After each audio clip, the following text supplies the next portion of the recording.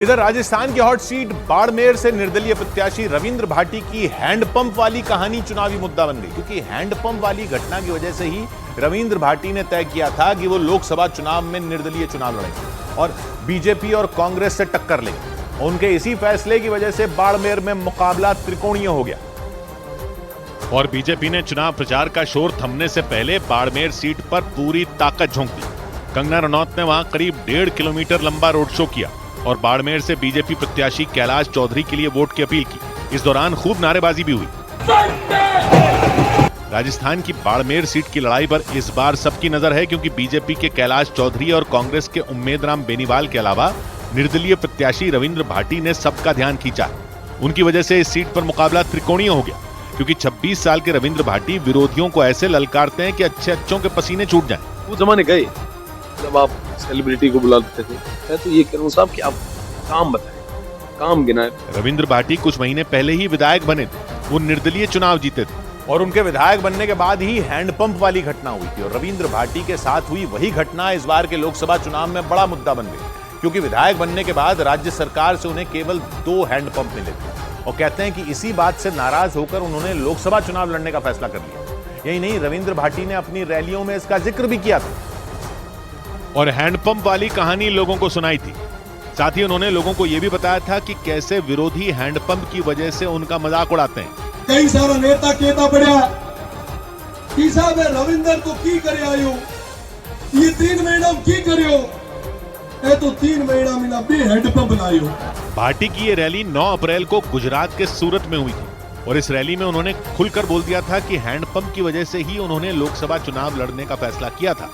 इसी के बाद बीजेपी और कांग्रेस के बड़े बड़े नेताओं का बाड़मेर में जमघट लग गया। मैं कहनी चाहूं कि वही रविंद्र है जिकरा कारण जयपुर और दिल्ली आज बाड़मेर आन बैठी है। बाड़मेर लोकसभा सीट से दावेदारी पेश कर रहे 26 साल के रविंद्र भाटी कुछ महीनों पहले ही पहली बार विधायक बने थे और विधायक बनते ही उन्होंने अपने विधानसभा क्षेत्र में काम करना शुरू कर दिया था। रविंद्र भाटी बाड़मेर की शिव विधानसभा सीट से विधायक चुने गए थे।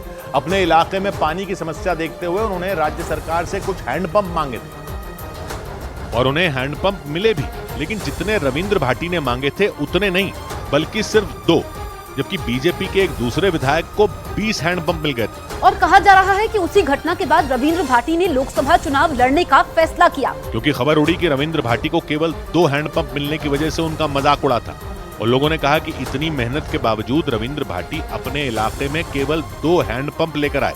सूरत में 9 अप्रैल की रैली में रविंद्र भाटी ने उसी बात का जिक्र किया था। कई सारा नेता कहता पड़ा कि साहब रविंद्र तो की करे आयो, ये 3 महीना की करियो, ए तो 3 महीना मिला भी हैंडपंप लायो। यानी विधायक बनने के बाद सांसद बनने की राह पर चले रविंद्र भाटी ने अब तक का ये सफर हैंडपंप की वजह से तय किया और इसीलिए उनकी हैंडपंप वाली कहानी को गदर 3 कहा गया, क्योंकि सनी देओल की फिल्म गदर और गदर 2 के हैंडपंप वाले सीन खूब चर्चा में रहे थे और इसीलिए रविंद्र भाटी के हैंडपंप वाले सियासी किस्से को गदर 3 कहा गया।